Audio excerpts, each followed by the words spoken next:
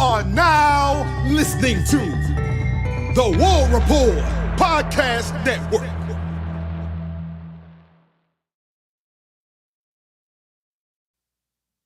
Week 5, the Oklahoma Sooners traveling to Auburn, Alabama to take on the Auburn Tigers. It's going to be a very fun one. It's going to be an exciting one. It is a must-win in many situations for both teams. We're going to talk about all of this. We're going to pregame. Even got a special guest coming on here in just a minute here on the Sooner Spotlight.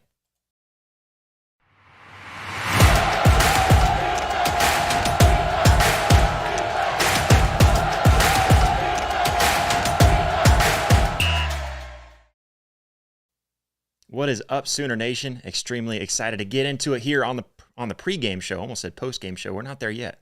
Don't get ahead of ourselves. We still got a game ahead of us. We're going to Auburn. We're going to be taking on the Auburn Tigers. It's going to be a very fun one. First road test of the season. First road test in the SEC as a member of the SEC. Very excited to get into it. Before we get into it, I want to let everybody know, please hit that subscribe button if you haven't already. Hit that like button. And guess what? We're live.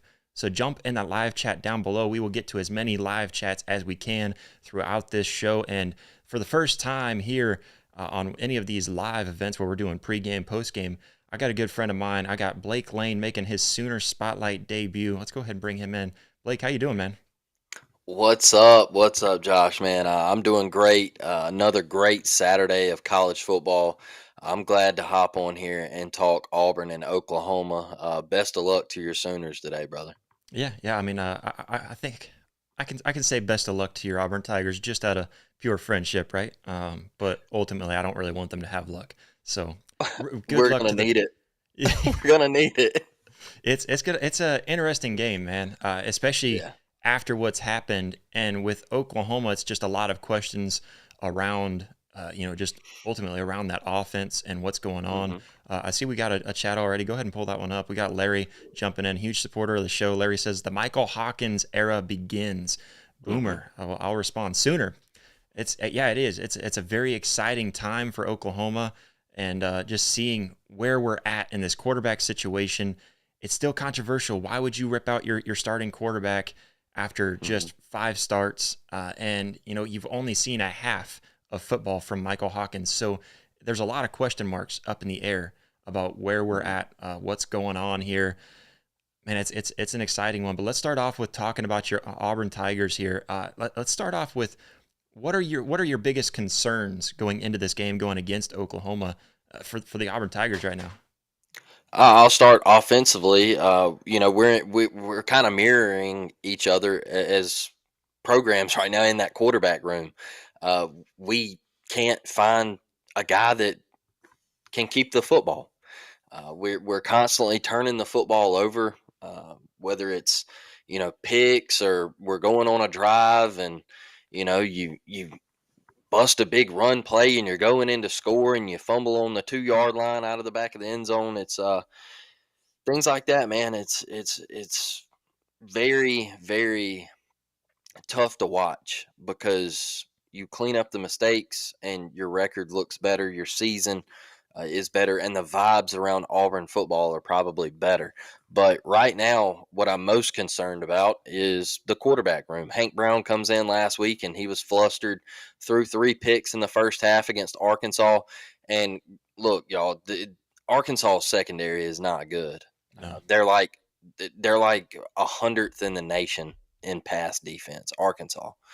So it's not some stifling Arkansas secondary where you're like, hey, well, they're one of the best in the country. They got playmakers back there, but that's not the case. And Auburn's just got to figure it out at the quarterback position. They're going back with Peyton Thorne. I did think he played better in the second half of Arkansas when they decided to pull Hank. And I think that caused a little uncertainty as well with the Auburn fan bases because a lot of people didn't want Hank pulled, but you go out there and you throw 3 picks and a half, it's kind of hard to have an argument for him to stay in the game. Especially when you got brought into the game because of that issue. But exactly. So, you go back to PT, and I thought he played well. The 1 pick PT threw last week was not his fault. That was off Cam Coleman's hands. It's a ball that should have been caught. I don't care how you want to slice it up, um, but you just clean it up. Just clean it up. And that's the difference in the Auburn offense. It's an offense that is moving the football. I don't care what the national media says. Auburn is moving the ball, but they can't get six because they're turning it over. Yeah. And then defensively, man, is our secondary is mighty young. There's opportunities for Oklahoma to make big plays. We had Taylon Green on a 3rd and 19 last week. He scrambled around in the pocket and he found a guy downfield for a 60, I think it was 65-yard touchdown or something like that. So it's the inability to get off the field on 3rd and long for the Auburn secondary. Uh, I think DJ Durkin's got to stop bringing 3 on 3rd and long. There's a lot of bring 3, drop 8. And it's just asking too much for a young secondary to stay in coverage that long. And there's some opportunities for Oklahoma to have some success through the air, and stupid penalties. By the way, stupid penalties. Yeah. Stop forcing stupid penalties. Had Taylon Green on a 3rd and 15 last week. He's flushed out of the pocket, nowhere to go. He's simply about to just throw the ball out of bounds, and we hit him, and they personal foul, unnecessary roughness, 15 yards, and a couple plays later they score. It's just things like that, man. I always say bad teams find different ways to lose games, and I think that's currently where we're at right now. Yeah. Well, and kind of going to that secondary, at least with your worries in secondary. We just talked about this a little bit ago, how Oklahoma is now without their top 5 wide receivers. Deion Burks, no matter what the injury report says, he's not questionable or probable for this game. He's not coming into this game. I'm pretty certain on that. We're not going to see Nick Anderson. I don't know what's going on with Andrel Anthony, an injury over a year ago now, and he's still trying to recover from that. That's been a gut punch, and of course Jaden Gibson out prior to the season start, and then Jalil Farouk broke his foot in the first game. So you're without your top 5 wide receivers. So you've got Jaden Gibson, Jalil Farouk, Andrel Anthony, Nick Anderson, and Deion Burks all out of the game. I mean that's at least one point that I think to your young secondary. At least you've got a little bit of hope there, and on top of that, you've got a young true freshman quarterback coming in, making his first start, and nonetheless being on the road in an orange out game at Jordan-Hare. I mean that's got to at least give you a little bit of ease, at least just a little bit. I think one thing also, this is the 3rd week in a row Auburn has faced a mobile quarterback. Yeah. So you had Dampier at New Mexico, and then you had Taylon Green. And I thought they contained Taylon pretty good, especially after those first couple of drives. They really started getting after Taylon and getting him off his spot, and heating him up. And I thought Auburn got better as the game went on. Obviously, their defense started wearing down later in the game. They were on the field a lot. And I think Arkansas had the ball for like 11 minutes of the first quarter last week. So it was a weird game. But I do think that's in Auburn's favor, is you're facing a true freshman, and this is your 3rd straight week of facing a guy that can use his legs and move out of the pocket and get upfield and make plays for his team. I'm interested to see how he plays, though, because the Jackson Arnold experiment, it is what it is. He struggled. I like what BV did with going to him and say, hey, let's try to create a spark. I would rather you do it now than wait later in the year. So I do like that move for Oklahoma, and let's see what the kids got. That's why I like BV, man.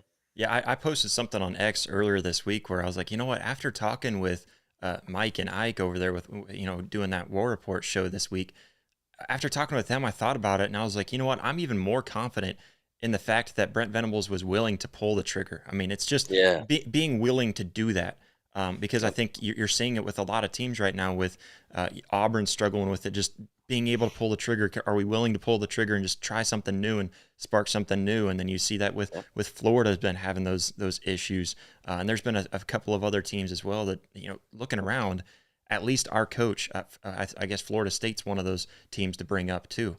Just having that reservation to make that move. I think that's one thing that I can be confident in. That, hey, at least our coach is confident in saying, hey, we need to make a change. This is the change we're going to make. This is the hardest change because you can pull a linebacker out pretty easily. It's pretty easy. Brent Venables even used that in his press conference this past Tuesday, I believe it was, where he was talking about it's easy for me to say, hey, Danny, you plugged the wrong lane and then you also missed a tackle. Sit your butt on the bench for a little bit, dude, because that's terrible. And I saw exactly what you did, missing your assignment. For a quarterback, there's so many moving pieces around you with young talent at wide receiver, with an offensive line that's been banged up, that it's really hard to make that change. But you were confident enough to make that change mid-game and then stick with it going into this week. That's one thing that I think I can really appreciate. Going over specifically about Oklahoma, I mean, is there anything specifically about Oklahoma that would concern you that they win the matchup there, going against the Auburn Tigers? Yeah, I think the one thing that concerns me is Oklahoma's ability to get to Peyton Thorne and put the pressure on him and force him into bad decisions, because this Oklahoma defense is for real. And it's really, really tough for me all the years that Oklahoma had the high powered, potent offenses, and we couldn't get you guys a defense out there to win a Yeah. natty. Uh, and now you've got a legitimate defense and you're having offensive struggles. It's painful for me just as an Auburn fan to see you guys going through this. But that defense is real, man. That Yeah. defense is real. SEC ready for sure. SEC ready, creates turnovers, gang tackling. That's the one thing that really I'm impressed with. Is for many years I thought Oklahoma struggled tackling in space, and you guys are bringing the juice this year, and it's looked pretty impressive from what I've seen in the Oklahoma game. So that's one thing that I am concerned with, is how does Auburn protect Peyton Thorne? He struggles when he sees pressure. Sometimes he doesn't pick up the blitzes and things like that, and you see guys with free releases coming right at him, and it's a struggle at times. So I'm wondering how Oklahoma sends people at him and puts pressure on him, because that's when Peyton really struggles. And I think he forces some things. He doesn't climb the pocket. He's either going to go left or right, and so it's going to be a chess match on that Auburn offense and Oklahoma defense. I just really don't know how Auburn scores a lot of points in this matchup. But I mean, Oklahoma could feel the same way, Josh. I don't know, man. Yeah, no, I'm feeling a low scoring game regardless of how the weather does turn out today. Because Yeah, we were predicting that maybe it was going to be really rainy still, but seems like maybe yeah, that's kind of passed away from today, but it's still going to be wet on that field, right? You're still going to have to rely on trying to run the ball really for both teams. Yeah, I mean, it's painful for Oklahoma fans too, because could you imagine if we would have had this kind of a defense with that Baker Mayfield offense or with yeah, that Kyler Murray offense, even than what Jalen Hurts yeah, brought to that offense? I mean, that's just it's crazy that two ships passing in the night. I keep on using that analogy, but that is yeah, a perfect analogy, because it's literally just boom, just like that. It's the offense is over. And people were saying ever since Lincoln Riley left, no, it had nothing to do with Lincoln Riley, because look at what Jeff Lebby did. And you know what? mhm, If you want to follow that train and follow what's been happening with the Oklahoma offense, see how good they were with Lincoln Riley as an offensive coordinator, even though he was the head coach. You back mhm, up to whenever he was just offensive coordinator. Then you go forward and you had Jeff Lebby. Now we changed the offensive coordinator again, and it looks like this. And I expected it to look like a Jeff Lebby offense. It's not a Jeff Lebby offense at all. It's very different. They're not spread out as much, and when they are, there's a ton of RPOs, and that's something that Brent Venables called out, and something that we've got to do better is, if you've got a young quarterback in the game, stop with it's. It's not that I don't like RPO. I love RPO. Hugh Freeze loves RPO. But when you've got a quarterback that doesn't know how to make that read, for people who don't understand it, it's the quarterback trying to make a very quick, you've got maybe 2.5 seconds to make a read on two different defenders, really. Because you've got to see maybe your linebacker, maybe a safety, maybe a cornerback, and kind of see between those three players where they're moving really quick and make your decision really fast to either rip that ball out and pass the ball or see that they're dropping back into coverage and run the ball. And it's just something that's really tough. But just want to let everybody know in the comments, if you drop comments down, if you have some questions for Blake, he's going to be on with us for a little while. So if you have some questions from Blake about Auburn, please feel free to drop those down. Let's go ahead and go to the chat real quick. What do we got there, Jeremy? What do we got there on the chat? We got William, another. This is actually our resident Tennessee fan. Actually, Auburn is okay. They hate Bama as much as we do. I like that. Like that. What else we got? I know there was one for Blake up there too. He says Ron Brown says fully expect to see a total cluster. It is going to be go up a little more. It is going to be a cluster. It's going to be that one right there. Yeah, I see Brett saying War Eagle, Blake. Kind of throwing that out there for you. War Eagle Brett. Brett's a good dude, man. He's a member of ours over at the Up Tempo, and I appreciate all the support, man. He says it's bad on Auburn side too. Yeah, and that's what we're talking about, right? Because I mean, you look at where it is. I mean, it's bad, and the tough thing, the thing that I think is the difference maker in this game is, we've been mentioning the defense and how good Oklahoma's defense is. To me, that's kind of where the difference is right now, and that's the reason why this line has been so lopsided. Right now, it started off -3 for Oklahoma, and now it's swapping over to the other side, kind of switching over to where it's -1 for Auburn. But John B, he says, if Oklahoma's defense plays like it did against Tennessee, I can see a shutout or maybe a field goal or two only for Auburn. With OU's woes on offense, I can see the same problem for them as well. What do you think? Do you think this could be a shutout if Oklahoma's defense keeps on playing the way it did? No, I don't think Oklahoma shuts us out because I think Hawkins is going to turn it over at least once. Oh, you think so? Yeah. But I think it's going to be very low scoring. Like, I agree.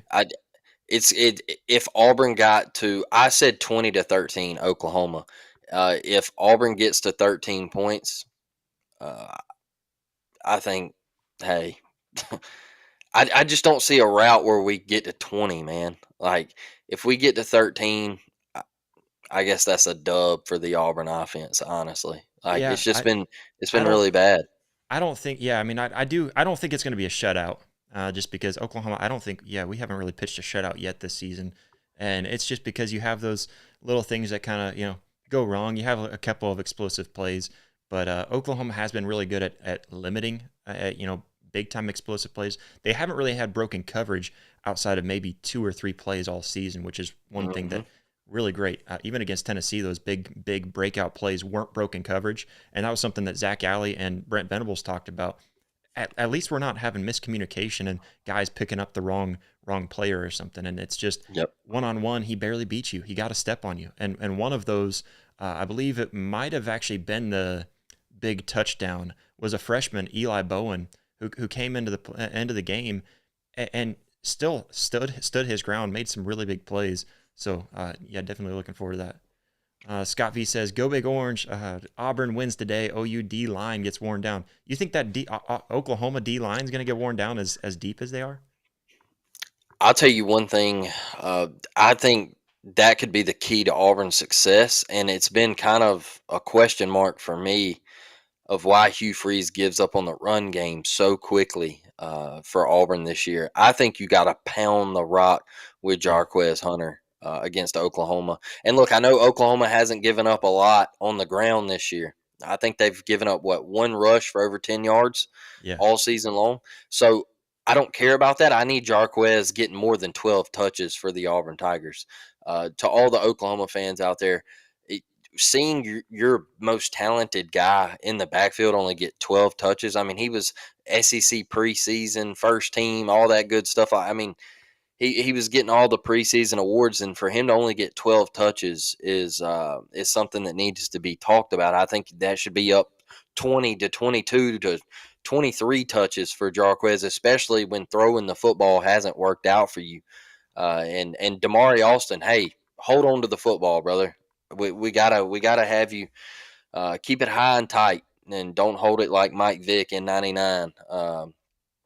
So that's where I'm at with the Auburn running game. I think that's going to be a big key today. If Auburn can establish the run and kind of wear the OU front down a little bit, maybe they do find some opportunities in that offense.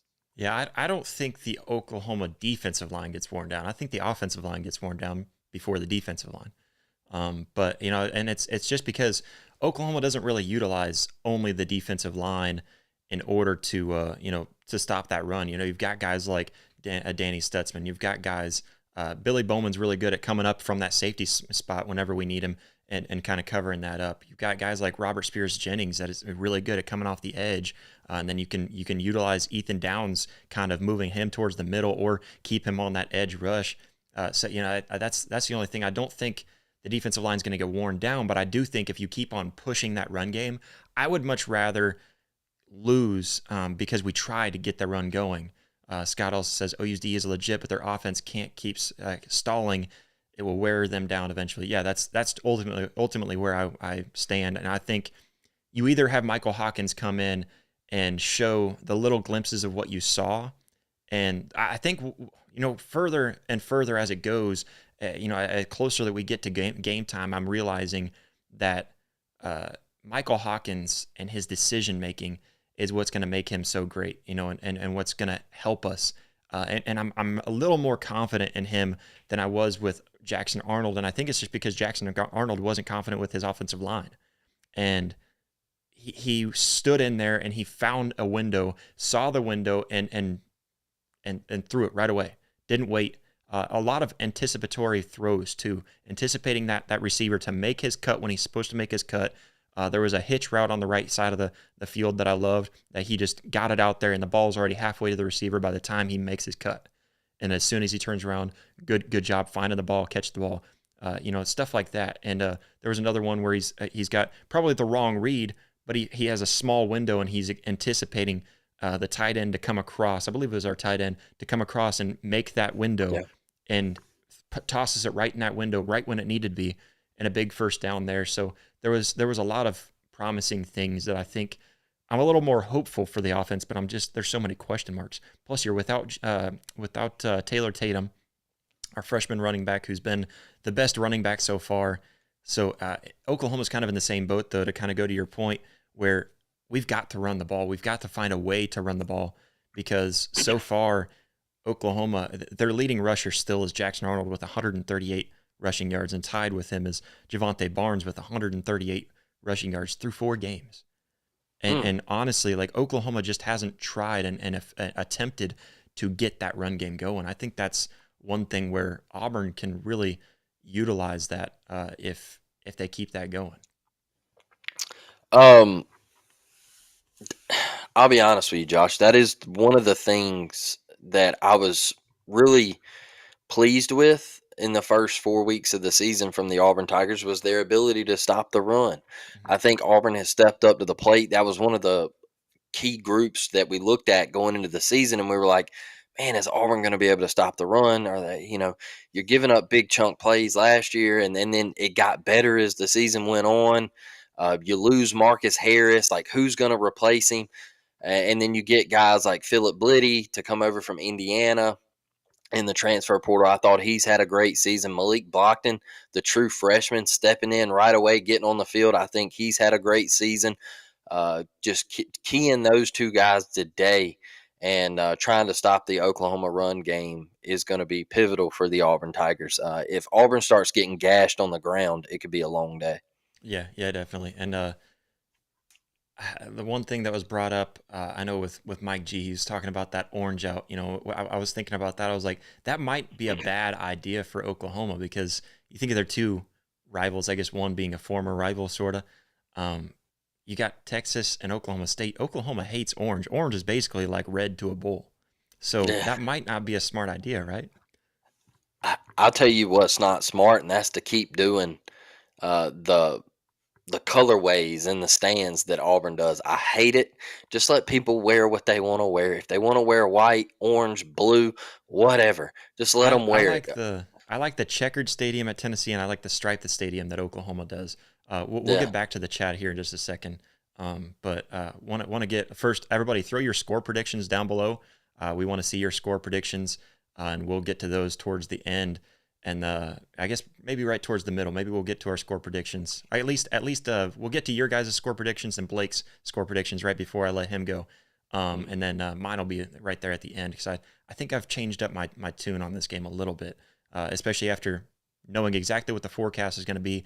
And then I've watched a lot of film on both teams too, kind of changing my overall outlook on this game. But, it kind of going forward, I guess another thing too, just to remind everybody, please hit that like button. If you haven't, hit that subscribe button. I know we got a bunch of people who aren't even Oklahoma fans that jump in the chat.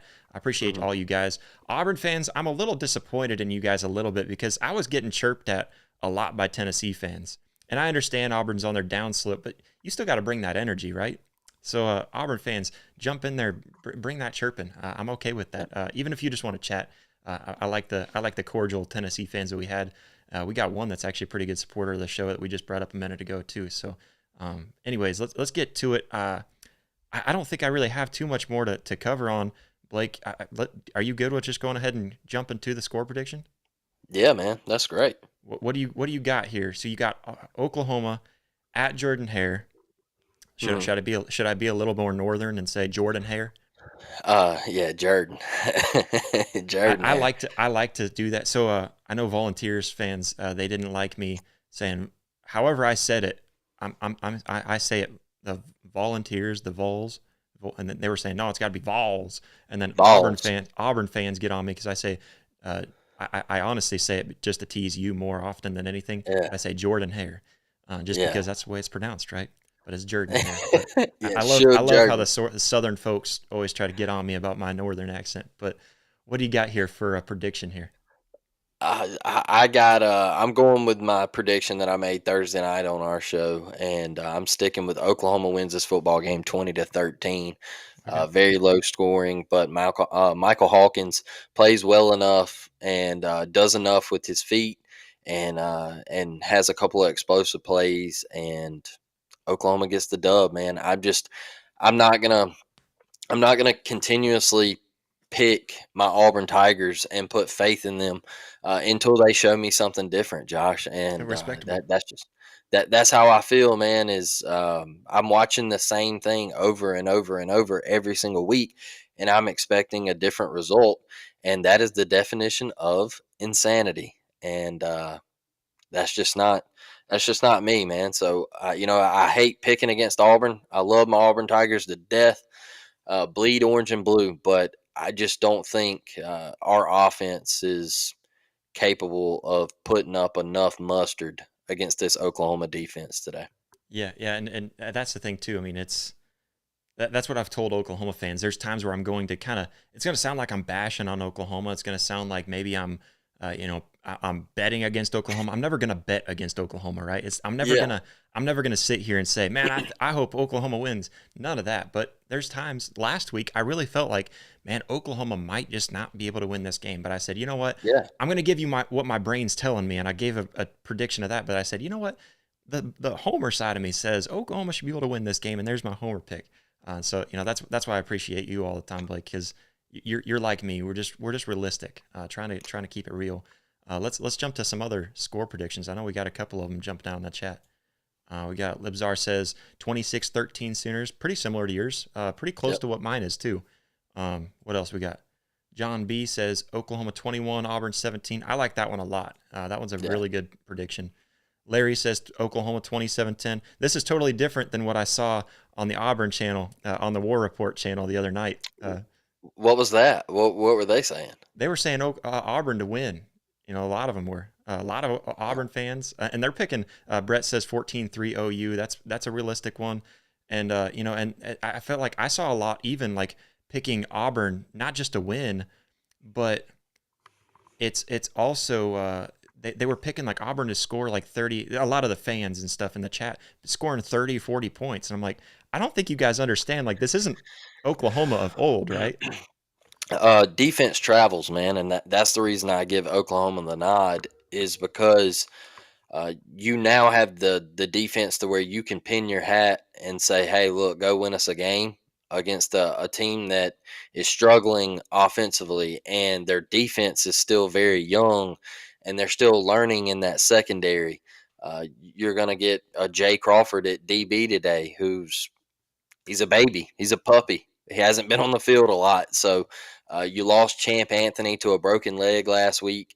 You hate to see that. Surgery was successful, but Champ Anthony worked his way onto the field and come from the JUCO ranks and everything like that. And prayers out to him. But you're young on defense. So Oklahoma's defense travels. I always believe that it still wins championships, no matter what people want to say about offense in today's games.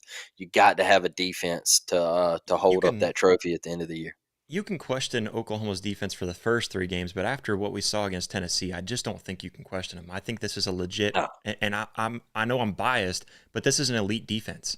You know, Yeah. I don't know how you look at the stats and don't pick it that way. But we got more Yeah. more predictions. DJ says Boomer Sooner 24-17. I like that pick too. Boom Squad says OU 34, Auburn 14. Hey, I like that one, Boom Squad, because I mean that says Oklahoma's able to get that offense rolling again. I don't like the fact that we give up 2 touchdowns, but I'm okay with it. I mean, because maybe they get some things rolling. And you know what? This is something that you and I brought up a little bit ago, or earlier, I guess not on this show, but is the turnover margin. Oklahoma best in the nation in turnover margin. Auburn worst, -10 in the turnover margin for Oklahoma, +7 for Oklahoma. Yep. So I mean that to me is the key difference in this game. Averaging 2.5 turnovers a game is not where you want to be, especially when you can't get that in return. And both teams, though, at least when you look at last week, having a really hard time turning those turnovers into points. And I think that definitely says something. But I think Oklahoma being able to get more turnovers and be able to keep put that offense in a good position. And I don't think we turned the ball over as much as we did last week against Tennessee, because the key factor of that was out, right? And he's not playing in this game. So I don't think we turned the ball over 3 times. But, I definitely think the turnover battle is probably the most the biggest key factor into this game. Yeah, and look, here's the thing with you look at Auburn at 2-2, and I think that's why a lot of Auburn fans are really upset, Josh, is because it's the way it's looked, and you had 2 teams let you stay in both games that you lost. You had a bad Cal team let you stay in the game, and you could not capitalize. You couldn't do it. It threw 4 picks that day, and they were brutal picks. Brutal. Arkansas let you stay in the game. They let you hang around. You would turn it over and they would give it right back to you. And you couldn't capitalize. So why am I going to sit here and think that we're all of a sudden going to start capitalizing today? I can't. I can't do it. I love Auburn to death, but that's just not how it works in football. People say, "Oh, well, Blake, if we clean up the turnovers." No, that's who we are. That is who we are. Yeah, It's just that's your identity this year. You're a team that turns it over. yeah. If you can stop the turnovers, I mean, but that's a really tall task against. Exactly. I mean, if you haven't been able to stop the turnovers against Arkansas or Cal, I don't know how you expect to make that change against an Oklahoma defense who's been resilient in getting those turnovers. Yep. So how do you stop turnovers against Oklahoma, Georgia, Missouri, Kentucky? Those defenses. I just don't. I don't. I think you're showing us who you are as a team, and I'm not downing Auburn. I don't want it to come off that way. I know somebody told me the other night, "Man, you're getting really hard to listen to." Well, nobody wants to listen to losing, and it's the way it's looked to me. Is we heard all summer long that it was supposed to look better, better, better. Like you're going to see improvement this year. Don't expect to go to a playoff or anything, but you're going to see improvement, and we haven't seen improvement, and so that's where we sit at, Josh. Yeah, definitely. But Blake, I know you got places to be, you got things to Yeah, do, and getting ready for game day. So I'm gonna let you hop out, and appreciate you hopping on. Let everybody know where they can find your stuff real quick before you leave. Yeah, just go check us out if you want to check out some Auburn content at the Uptempo Podcast over here on YouTube. You can go to Apple Podcasts and listen to us there. Leave a 5-star review if you want. And we do shows Tuesdays, Thursdays, and Sundays. So go check us out. And Josh, I appreciate you having me. And War Damn Eagle, brother. Yeah, definitely. Good luck today, and have a good game day. I'm sure we'll be keeping in touch. Yeah, man. I'll holler at you. All right. Anyways, let's go ahead and scroll back up in the chat a little bit, kind of go backwards. If you could just go up there and hit solo on mine. Actually, you might have to go up to the top right. And here, let me see that real quick. Let me see if I can get this fixed. Sorry, guys, we're trying something new, bringing a live guest in on a live show. So we're just trying to get this. There we go. But I'll get that back to you. I know how to run it, but trying to run it through somebody else isn't always the easiest thing. Let's scroll up in the chat, keep on going a little bit, go back to where we left off somewhere. You can come stop right about there. Let's kind of jump through these chats real quick just to see what everybody's saying. You could probably start off with Brett there. Brett says, remember good Bo and bad Bo at Ole Miss with Hugh? We have some of the same here in Auburn with PT. Which one shows up?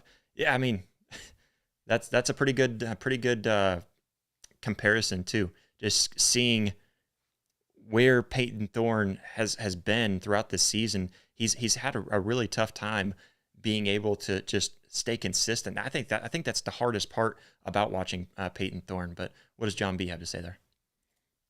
John B says, running on OU successfully is easier said than done. Not an OU fan either. I think this game comes down to OU's offensive line being able to block for Hawkins so he can get things going. Yeah, definitely. I mean, Tennessee thought that they could run all over Oklahoma with as good as their running offense was. Stop right there on Brett here in just a second. But just to answer to that, yeah, Oklahoma's run defense has been the biggest bright spot of going into this season. Their running defense has been just on fire in every single way. And so it's one of those things that Auburn is known for being able to run the ball very good against very good defenses, but we haven't seen them lean on that run yet. And that's kind of where I'm questioning, are you going to be able to fire that up against one of the best run defenses in the nation? That's ultimately where I stand on that. So good point to bring up there, John. Brett says, Josh, why is it OU, but it's the University of Oklahoma? That's a good question. I don't know if maybe they just came up with, I mean, it's also Oklahoma University. So, I mean, it's kind of back and forth. I mean, it gets called both. That's a good question. I don't know. I might not be the right one to ask for that. I know why we're called the Sooners, even though as silly as that is. And then the whole Boomer Sooner chant, all that's kind of fun to dive into the history of that. Don't have time to give you all of the history lessons, but that's a good one. I might have to dive into that. Maybe I'll ask some people that I know that might be able to know the answer to that. Scott V says, these games get crazy when both teams must win. You never know. There could be big plays on both sides. Yeah, that's why it's kind of that pick 'em, right? Because both teams need it so bad, and I think Vegas knows that. I think Vegas knows how much it's a must win for each side. And Blake and I were talking earlier, and I feel like a loss hurts Auburn more than it hurts Oklahoma, but a win propels Oklahoma more than it does Auburn, if that makes any sense. And just because I think a win against Auburn, I don't know. I mean, it's honestly a coin flip. It hurts both teams tremendously because now you're looking at the rest of the season. Oklahoma's got a really tough schedule ahead. You got Texas. You got a bye week after this, but then you've got Texas, South Carolina, Ole Miss. You've got Alabama sprinkled in there, and then you travel to Baton Rouge. Going to be a really tough schedule ahead. So if you lose this, that really hurts your chances for anything. I mean, even a bowl game is starting to be really questionable if you can't beat Auburn in this game. So, I mean, it is just kind of questionable. And the biggest reason why it's such a big question mark for Oklahoma is because the offense hasn't been able to do anything. Like I said, we've got the top 5 wide receivers out in this game. And then, of course, you've got Taylor Tatum, who's been the best running back, even though the stats may not necessarily show because we haven't given him the ball. But when when the ball is put in his hands, he's making a chunk play out of nothing every single time, even with that banged up offensive line. And then your top 5 wide receivers, your offensive line is back to being pretty healthy. And so that's one thing that I think you're going to see slow improvement. And that's kind of where I feel like it's unfair for Jackson Arnold to be taken out right now, is because right now is when you're going to see the offensive line start to gel a little bit more. And so does some of that, with Michael Hawkins, if he comes out and starts doing well, does it all get put on Michael Hawkins and oh my gosh, look how good he's doing? and we've just forget the fact that we've got the offensive line slowly getting healthier and slowly gaining rhythm. So, I mean, that's kind of where I stand, where I feel like it's just unfair for Jackson Arnold going into it. Remote Biz Income says, if OU wins this game against Auburn on the road with freshman QB, they will beat Texas in 2 weeks. I'm really hopeful, but and I was confident that Oklahoma's going to beat Texas. We're better than them this year when you look at it on paper, right? But then now they're able to run the ball with their third, fourth string running backs. And that's shocking to me. And then they even perform well when Arch Manning comes in the game and he doesn't even look the part, because he threw 2 interceptions and they still completely dominated UL Monroe. Their defense is better than I anticipated. Their defensive line, after losing a couple big key players last week, I thought that was kind of crazy to see how good their defense is playing too. So, that's definitely something that it's shocking. What does Boom Squad have to say there? If we get some run blocking, we win by 2 or 3 scores. I agree. I think if not just run blocking, but if we can try to work on the run game, I say we lean on the run. And what I mean is like lean on the run 65, 65-35. Like I want to see more run plays than pass plays, especially today with Michael Hawkins in. If you want to utilize Michael Hawkins' legs, go for it. But I say we have to lean on that run game and really pound the ball and force their defense to respect the run game. Just force them to. Whether we're being successful or not, just go for it, because I would rather not succeed and struggle because we just can't get the run game going than struggle passing the ball because we didn't even try to get the run game going. The entire season, the run game has been sprinkled in there.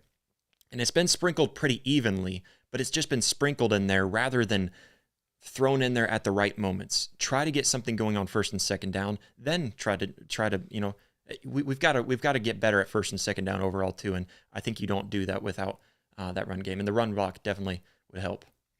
One more comment, and then we'll get to a little bit more. Brett says, I don't know a lot about the current years of OU. I do remember the teams of the 80s, 90s. They had some really good defensive teams. Yeah, and even into the 2000s, early 2000s, that's when we still had Brent Venables as a defensive coordinator. And then, of course, Mike Stoops came over to help a little bit. And our defense was looking good back then even. Here in recent years for OU, we're used to getting to the playoff and being in a shootout against Georgia. Really should have beat Georgia in that game. There's a couple of really stupid coaching decisions that lost that for Oklahoma, but Georgia was able to come back and get into a shootout, go to, I believe, double overtime in that playoff game. And then there was another one where your defense couldn't slow down the best offense probably ever in LSU, and then you get into a little bit of a shootout with Alabama. There was another time where we got into a shootout and just couldn't stop a Clemson offense. So yeah, I mean the defense has been atrocious because we went over to Alex Grinch and we had Mike Stoops. It was just kind of spotty, and I felt like it was just a lot of really bad defensive schemes. But then we moved over to Alex Grinch, and guys couldn't tackle, guys were fast, and he recruited to get fast guys on the field. He didn't recruit to get these big guys that are going to be able to stand up, and that's why I'm glad we moved on from that, and we're getting guys that are these big, tough guys on the defensive line that are going to push you around. And even in the DB room, we're starting to see some of those big guys. We got the big, like, Brian Bosworth type linebackers like Danny Stutzman, and even like Ethan Downs isn't a linebacker. He's a defensive end, but still gives that feel. And then back behind Danny Stutzman, you got Jaron Kanik and Kip Lewis, who are both really big, just tough linebackers who are also speedy. So it's very exciting. But let's get into this game. I want to kind of set some expectations. This is something that we do each week. Is we set expectations. Wow, I don't know how that just happened, but I'm over here on my iPad and somehow it changed something on the computer. That wasn't producer. That was me. I don't know how I did that either. Anyways, let's get to some expectations. So Oklahoma, to kind of set the stage here, Oklahoma now a 1-point underdog. So basically just flip a coin and let's see which side it lands on. That's who's going to win. That's what Vegas has us believing. Auburn minus 120, and then Oklahoma pretty much just even money. Can you look it up on DraftKings? I know that's one that I usually like a little bit better. This is based off of ESPN's. Look it up on DraftKings what this line is sitting at for me, and then we'll get back to that. But over under 44.5, that's a really good line too. Kind of a lower scoring game.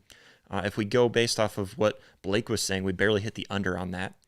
And based off a lot of your guys' predictions too, hitting the under. So maybe that's the good prediction. What do we got for, what's the money line for Oklahoma? Look at the money line for Oklahoma is sitting at -105. Oh, really? So they still have Oklahoma, and then what's the money line for Auburn? -115. Okay, so Auburn's still barely favorite, but then a little bit more leaning towards Oklahoma. It's probably going to be changing a lot up to 230 too. So really interesting to kind of go into that. But all right, expectations. I don't know, how many sacks do we want today? I think that's an expectation that I want to set for the team. And of course, they don't care about what I think. But what are my expectations for the team? I'm looking at this Auburn team, and I'm seeing how, I mean, they're a good offensive line. I think they're more set for run blocking. And what's crazy is that's something that they haven't been doing well, and really just haven't tried doing well. They're very similar to Oklahoma, where you just haven't tried to get your team into position. But as far as getting back there and getting tackles for a loss, I want to see 10 tackles for a loss, and I would like to see, let's just set it at a reasonable expectation, 4 sacks.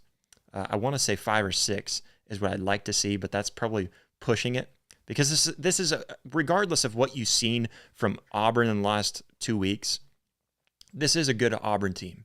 This is still an Auburn team that's going to put up a fight, especially in this game where they know it. Auburn fans know it. The Auburn coaches know it better than anyone. The players know it. They need this win. They really need this win. And for Coach Hugh Freeze, he's got to be feeling some pressure, just because going into year 2, people were expecting to see a tremendous growth from him, and he's not showing it. They're going to give him a year 3. I don't think there's any way he gets fired this year. No way. But he feels the pressure that he needs to build something this year to lean into next year to really have that explosive year where all of a sudden you're winning 9-10 games. And from what you're feeling this year, you're not capable of doing that next year if you don't get something going. So there is a lot of pressure, and Auburn's going to feed off of that pressure, and it's a home environment. It's the first time that Oklahoma's going on the road. They've got a ton of injuries, and then on top of that, you've got a true freshman starting. So you've got we've talked about that, top 5 wide receivers. You've got a big-time running back that's out. I don't know why they haven't used Gavin Sawchuk. He's only touched the ball barely over double digits. And so with all of that, with all of the injuries, and they lean towards the offense. You have some defensive injuries. We still have Dasan McCullough, I believe, is kind of a questionable at this point. I don't know if he's going to enter into the game or not. We would love to see him get back in there. Even Gentry Williams is another questionable defensive player. Kendall Dolby out for the season. But outside of that, the defense is pretty healthy. Another thing for Oklahoma fans, I don't know if you guys saw this, Jacoby Johnson. He was a wide receiver back in high school. Actually had some D1 offers for basketball. He's 6'2", 210 pounds. Big dude, big frame. He made the switch this week over to wide receiver. I don't think we see him play at wide receiver today. If we do, he's probably not going to get a whole lot of reps. He's probably not going to get a whole lot of attention from the quarterback. But he makes that switch over to help that wide receiver room. I love that, because we don't really need the help over on defense right now, right? We're pretty deep over there. If we get to where we're starting to get some injuries on defense, maybe swap him back over just so we can utilize him there. But you talk about that corner position, and we got a freshman in Eli Bowen who's stepping up and making big time plays. And he's a little guy, but he's got some feisty power to him. Him and his brother out there on the field together. Love to see that. So anyways, back to expectations. Sacks. I want to see, what did I say? I think 4 sacks. We're going to stick with 4. I think that's reasonable. 4 sacks. Another defensive stat that I want to see. I want us to overall win the turnover battle. I don't want to see us turn the ball over once. There can't be any turnovers. I'm expecting, with a freshman quarterback in his first start and being on the road in the SEC at Jordan-Hare, it's going to be a lot of pressure on him. He showed a lot of poise in the fourth quarter last week, but again, I think that was garbage time. So I want on offense, no turnovers, but and I'm kind of feeling like there might be a turnover. There might be an interception that gets thrown because he's trying to force a ball somewhere where he shouldn't. As long as you can learn from that mistake and bounce back. But on defense, as far as turnovers, I want to see why shouldn't we be able to get 4 turnovers on defense? I want to set the expectation high. We had, I think, 6 in the first game. It's gone downhill a little bit because you've faced tougher opponents.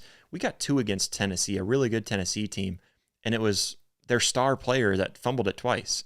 And we were able to get to the backfield and get those sacks to force those fumbles. I think my expectation would probably be 3.5, just because I would like to see, and I'm setting that half just because I would like to see 4, but I'm really happy with 3.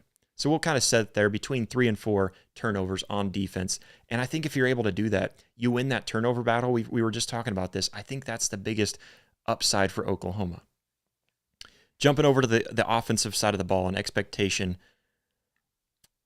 let's put it on the young guy. Low-hanging fruit. Let's go with the young guy. Michael Hawkins, this is your first start. This is the time where we see what you're made of. This is the time when we look at Michael Hawkins under a microscope and we say, you don't just have a half to play with. Can you throw for 250 yards? That's what I want to see, and no turnovers. That's what I want to see. Can you throw for 200? I don't know if that's an expectation, but that's kind of that's where I sit with you, and it's going to be tough because, like I said, you don't have your offensive weapons. You're out all of your wide receivers. So, I mean, should you even be able to do that? Utilize your big tight ends. You've got 3 tight ends. You've got a freshman that just came in off of the injury report too, so happy to see that. But you've got 2 tight ends for sure that you're going to see in Jake Roberts and Bauer Sharp. Utilize those guys.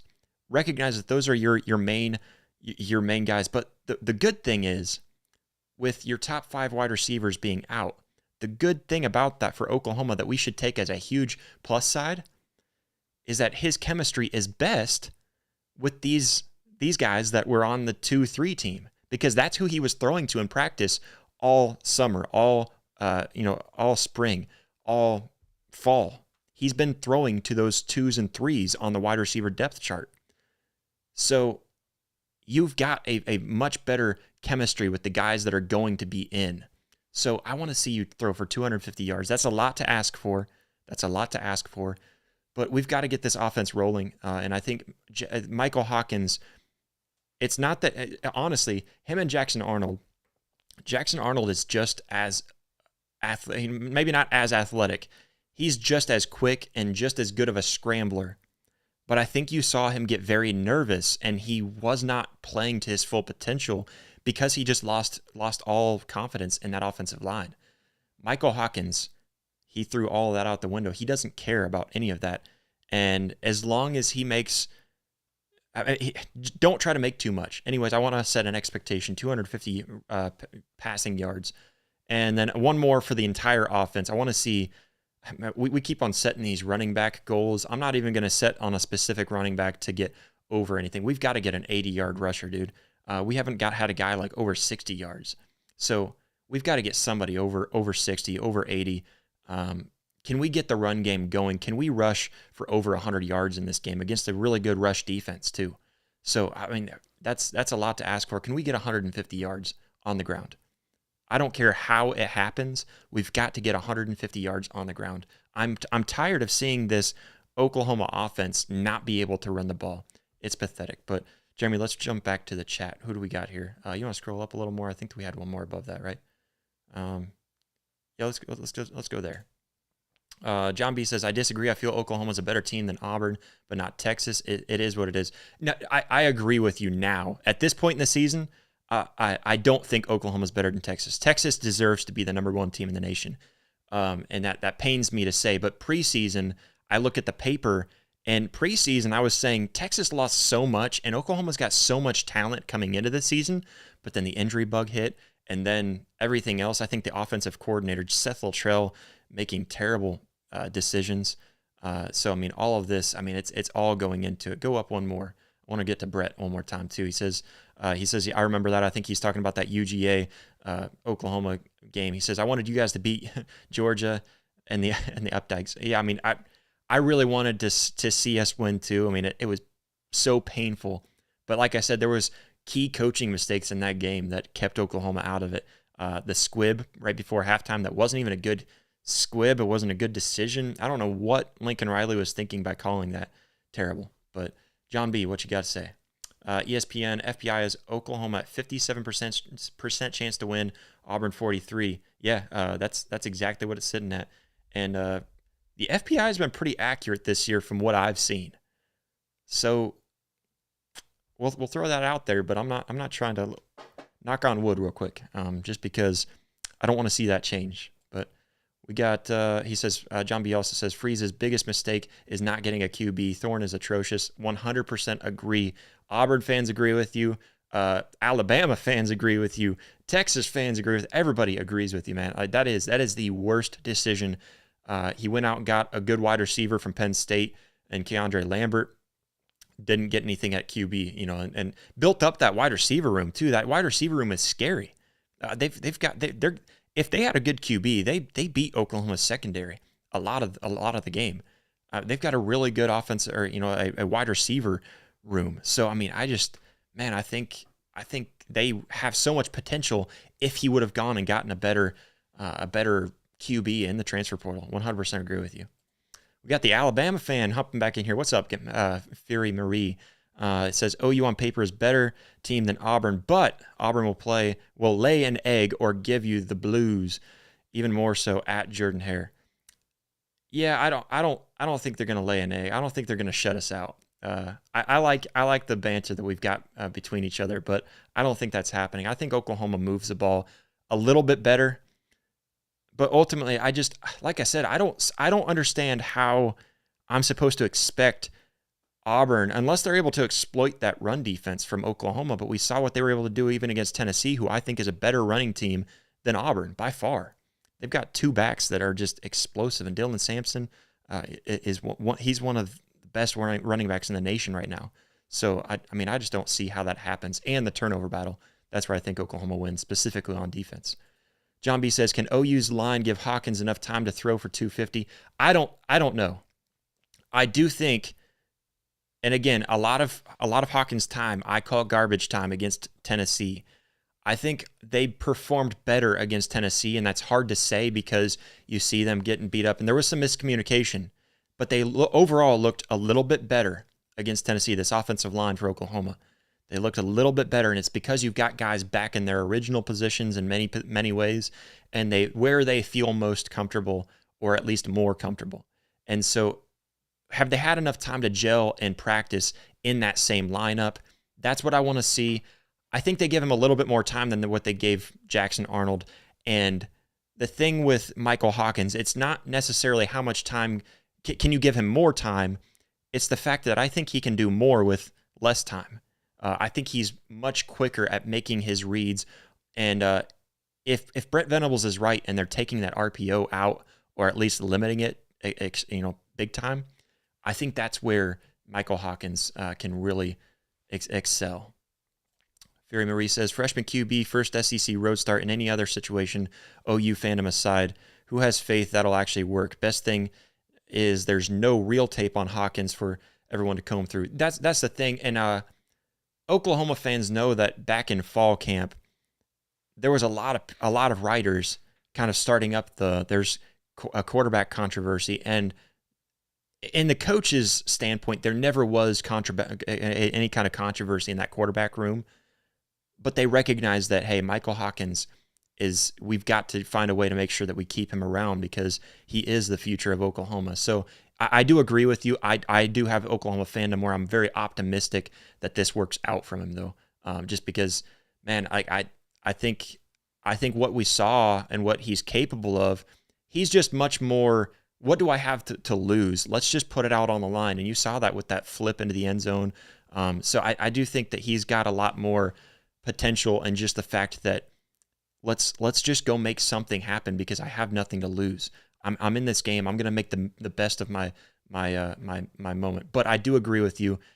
That's the biggest thing that has me worried about the offense going into this game. But does that give Jackson Arnold and this is a question for you because you are an outsider looking in, so maybe you could help me maybe put this into perspective. If Michael Hawkins doesn't perform well enough to the standards and they put Jackson Arnold back in, does that boost Jackson Arnold's confidence a little bit, saying, hey, you know what? I've got to go make something. I've got to stop with these old tendencies and move forward. Because I kind of look at it like maybe that could be a possibility.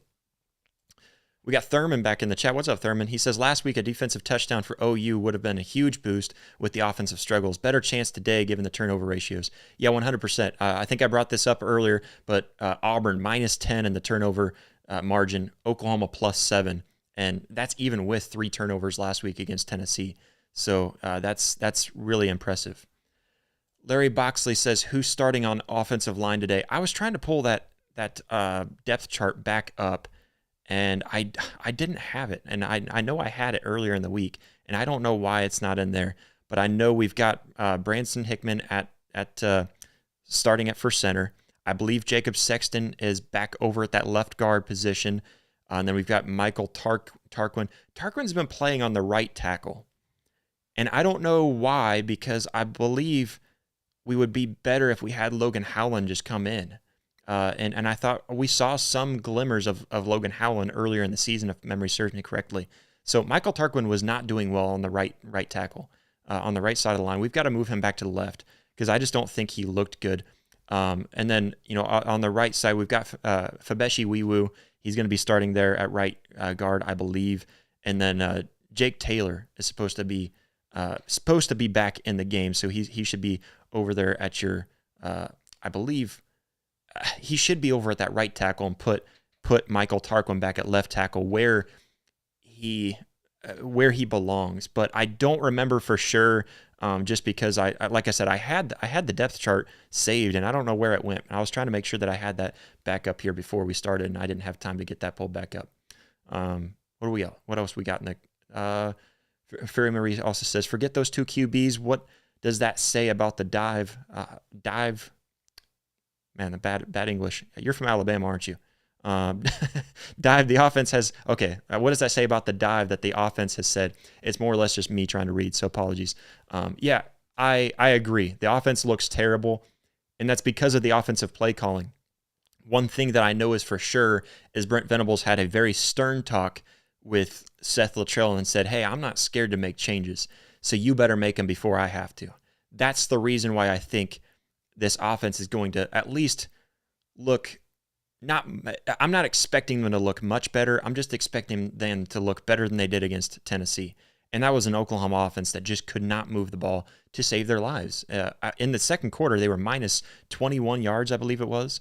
So, I mean, that's an offense that was just absolutely atrocious. So because of that discussion that I know was had between Brent Venables and Seth Luttrell, that's why I think that dive is going to start to at least plateau or start to rise back up again. So we'll kind of see. What does Brett have to say there? Brett says, hey, enough talk about freshman QBs with their first start at Jordan Hare.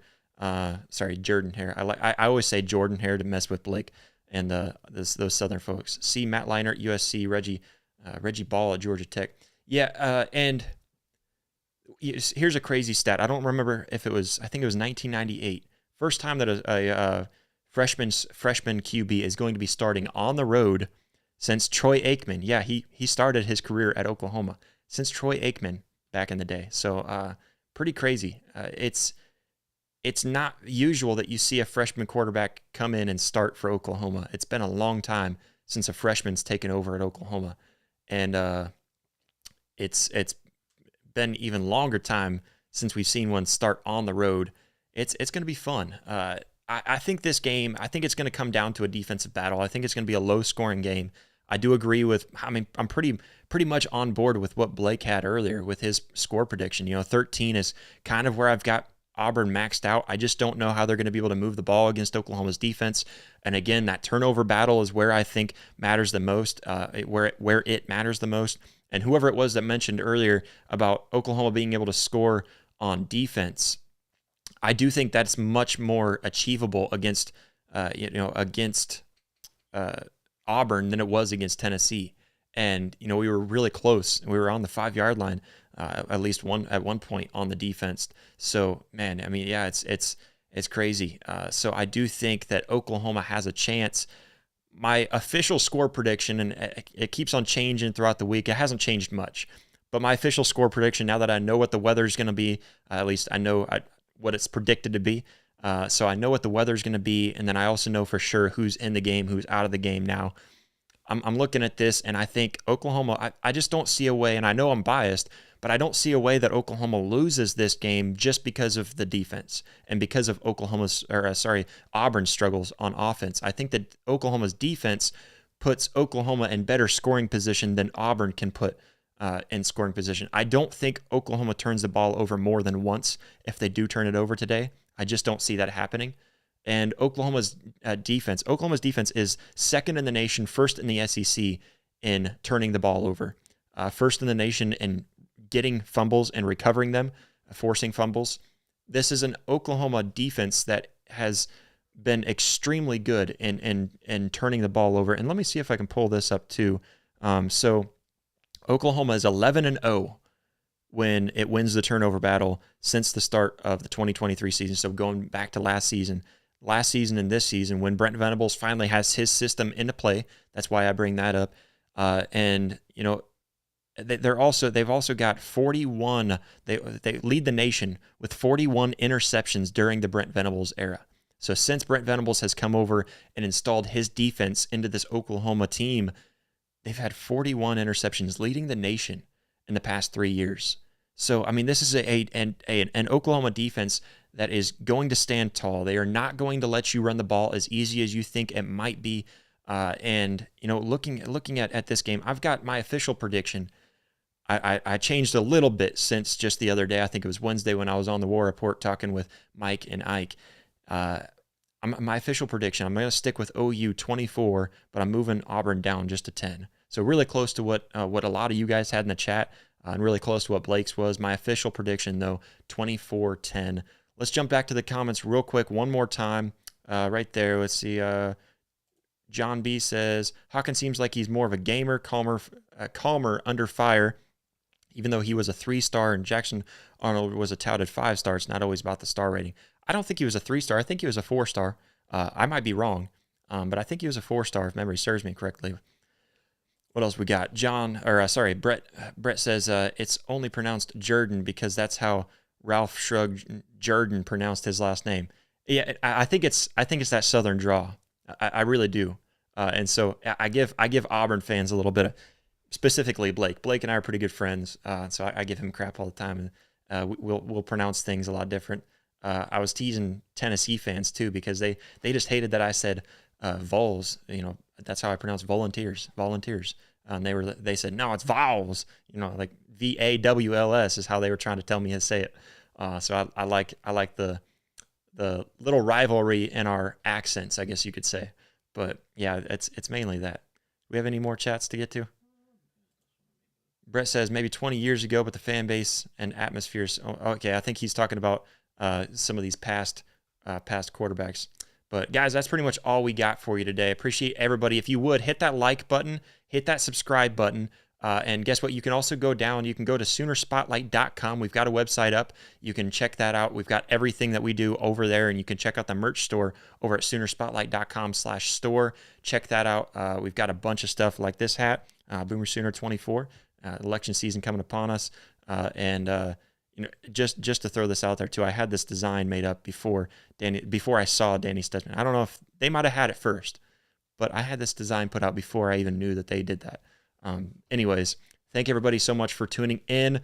It's going to be a really fun game day. It's going to be, just overall looking at today, at this week, and I think 2 weeks from now on October 12th, these are some of the biggest matchups that we're going to see for a while. So it's going to be a lot of fun. I think it's this game specifically, especially the way that the line is moving, specifically about the way that people are starting to pick on Oklahoma. Man, I think this is going to be a lot of fun to see. And freshman quarterback starting. You've got quarterback issues over with Auburn. It's going to be a defensive battle.